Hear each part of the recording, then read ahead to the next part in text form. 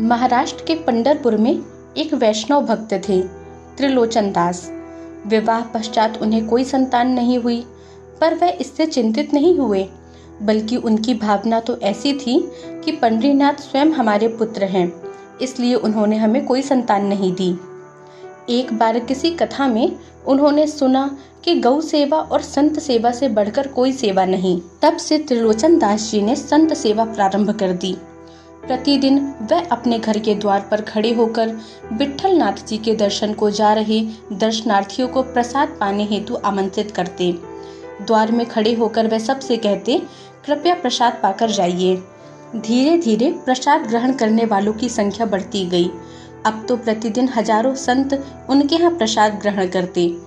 प्रसाद बनाने वाले सिर्फ 2 लोग थे, त्रिलोचन दास जी और उनकी पत्नी। संत सेवा करते करते अब कई साल बीत गए थे और त्रिलोचन दास जी और उनकी पत्नी वृद्ध हो गए थे। तब त्रिलोचन दास जी ने विट्ठल नाथ से प्रार्थना की, हे भगवान, आपने हमें कोई संतान नहीं दी, परंतु आपका कोई वैष्णव भक्त भेज दो जो हमारी संत सेवा में मदद कर सके। एक दिन त्रिलोचन दास जी बैठे थे, इतने में ही एक ऊंची धोती पहने, सर पर साफा बांधे, बहुत सुंदर कोमल सांवले से रूप का एक नन्हा सा बालक त्रिलोचन दास जी के पास आया। उन्हें प्रणाम किया। त्रिलोचन दास जी बोले, हाँ बेटा बोलो, कौन हो तुम और यहाँ किस काम से आए हो? बालक ने कहा, मैं काम ढूंढ रहा हूँ। त्रिलोचन दास जी ने बोला, काम तो हमारे पास ही है, पर तुम कर पाओगे? बालक ने पूछा, क्या काम है? तब त्रिलोचन दास जी ने बताया, सुबह शाम भोजन बनाना है और संतों को पवाना है। बालक ने कहा, यह काम तो मैं युगों युगों से करता आ रहा हूँ। त्रिलोचन दास जी मुस्कुराए और कहा, तुम्हारी आयु तो 6-7 वर्ष होगी और तुम युगों युगों से यह काम कर रहे हो। अच्छा छोड़ो, नाम क्या है तुम्हारा? बालक ने कहा, मेरा नाम अंतर्यामी है। तुम्हारे माता पिता कहाँ हैं? बालक ने कहा, मेरे कोई माता पिता नहीं है, मैं अकेला हूँ। फिर त्रिलोचन दास जी ने पूछा, काम करोगे हमारे यहाँ?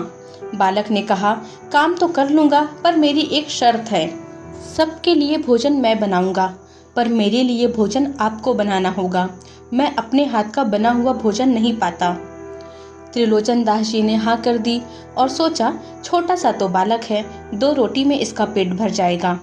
बालक ने कहा, मेरी एक और शर्त है, मैं कितना भी खाऊं मुझे कोई टोकेगा नहीं, ना ही कोई ये बोलेगा कितना खाता है, कितना पेटू है। जिस दिन आप में से किसी ने भी ऐसा कहा, उसी दिन मैं छोड़कर चला जाऊंगा। त्रिलोचन दास जी और उनकी पत्नी ने सारी शर्तें स्वीकार कर ली। अब अंतर्यामी संत सेवा में लग गए। प्रतिदिन अकेले हजारों संतों के लिए प्रसाद बनाते, उन्हें पवाते और रात्रि में त्रिलोचन दास जी की बढ़िया मालिश करते। परंतु शर्त के अनुसार त्रिलोचन दास जी की पत्नी भगवान अंतर्यामी के लिए भोजन बनाती, पर अंतर्यामी जितना भोजन संतों के लिए बनाते, उतना ही भोजन स्वयं अकेले खाते थे। त्रिलोचन दास जी की पत्नी सुबह से लेकर शाम तक अकेले अंतर्यामी के लिए ही भोजन बनाती रहती। अब तो यह रोज का क्रम हो गया था। दिन भर अंतर्यामी संत सेवा करते और रात्रि में त्रिलोचन दास जी की सेवा, और त्रिलोचन दास जी की पत्नी अंतर्यामी की सेवा। सभी कहने लगे, वाह क्या नौकर आया है आपके यहाँ। त्रिलोचन दास जी को देखा, वृद्धावस्था के बाद पुनः युवा अवस्था आने लगी है।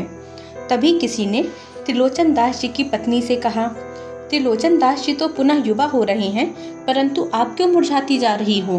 तब पत्नी ने कहा, सेवा तो इनकी करता है, हमसे तो करवाता है वो। पूरे दिन रोटी बना बना के खिलाना पड़ता है उसको, बहुत पेटू है, बहुत खाता है। जैसे ही ये कहा, भगवान अंतर्ध्यान हो गए। शाम का समय हुआ। त्रिलोचन जी और उनकी पत्नी ढूंढ रहे हैं, बेटा अंतर्यामी कहाँ हो? पूरा घर खोज लिया, कक्ष खोज लिया, गली मोहल्ले खोज लिए, पर अंतर्यामी नहीं मिले। त्रिलोचन दास जी अत्यधिक व्याकुल हो गए। अपनी पत्नी से पूछा, तुमने कुछ कहा क्या उसको? पत्नी ने कहा, नहीं, मैंने तो कुछ नहीं कहा। त्रिलोचन दास जी ने कहा, कहीं तुमने इसे पेटू या कितना खाता है ये तो नहीं कह दिया? तब पत्नी को याद आया और वह कहने लगी, मुझसे बहुत बड़ा अपराध हो गया, मैंने अपनी सहेलियों से यह सब कह दिया। त्रिलोचन दास जी विट्ठल नाथ के मंदिर जाकर विट्ठल नाथ के सामने फूट फूट कर रोने लगे। त्रिलोचन दास जी ने कहा, भगवान, आपने हमें संतान नहीं दी, परिवार नहीं दिया, हमने सब स्वीकार किया, पर आपकी कृपा से एक वैष्णव भक्त बालक आया था, वह भी हमें छोड़कर चला गया। भगवान, हम जीवन भर कुछ नहीं मांगेंगे, वह बालक हमें लौटा दो। पंडरीनाथ जी से उनका रोना देखा नहीं गया और सामने ईंट पर खड़े पंडरीनाथ भगवान स्वयं अंतर्यामी के रूप में प्रकट हो गए और कहा, संत सेवा के लिए कोई नहीं आता, यदि कभी कोई आए तो समझ जाना उसके अंदर मेरा ही अंश है।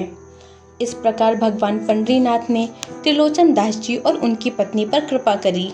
अगर आपको यह कथा पसंद आई हो तो वीडियो को लाइक करें, भक्ति कथामृत चैनल को सब्सक्राइब करें और अपने मित्रों तथा प्रियजनों के साथ इसे अवश्य साझा करें।